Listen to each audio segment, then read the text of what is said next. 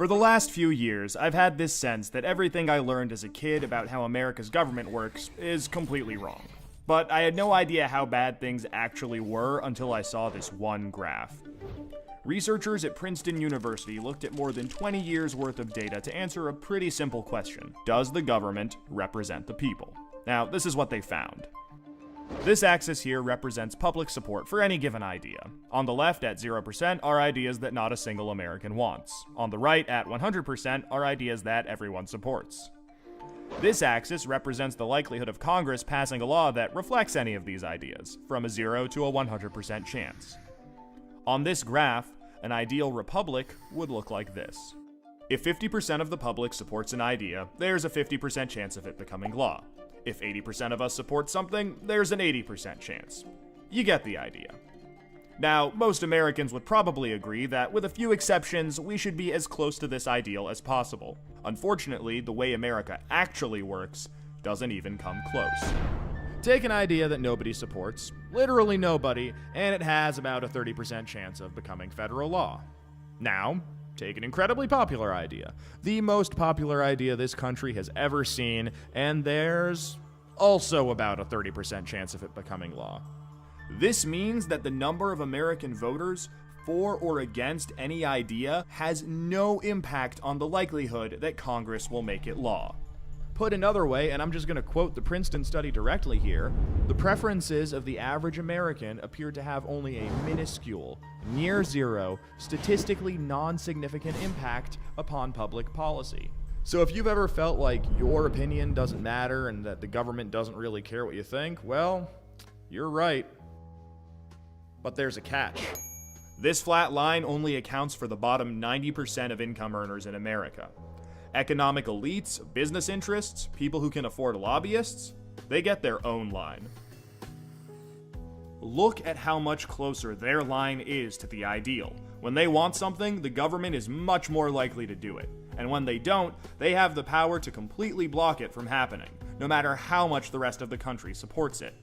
They get what they want, and guess who ends up paying for it? We pay for it with the most expensive healthcare in the world. We pay for it with a tax code that's a complete mess. We pay for it with internet that's slower and more expensive, with wasteful spending, a floundering education system, a catastrophic drug war, and 1 in 5 American children born into poverty. Almost every major issue we face as a nation can be traced back to this graph. How does this happen? Well, just follow the money. Right now, it's perfectly legal to buy political influence in America. Here's how it works. Let's say a big bank wants a law that would force taxpayers to bail them out again if they repeat the exact same reckless behavior that crashed the global economy in 2008. Not exactly the most popular idea with the public, and Congress knows that. That should be the end of it. But that's where the money comes in. It's perfectly legal for our bank to hire a team of lobbyists whose entire job is to make sure that the government gives the bank what it wants. Then those lobbyists can track down members of Congress who regulate banks and help raise a ton of money for their re-election campaigns.